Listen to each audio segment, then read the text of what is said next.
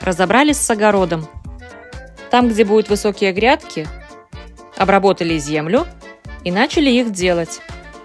Нарезала доски нужной длины и покрыли их пропиткой по дереву.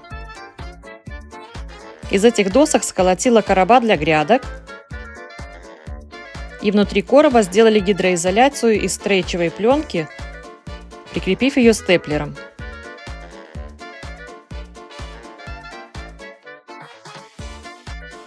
Далее на вспаханной земле сделали проходы и установили короба по уровню,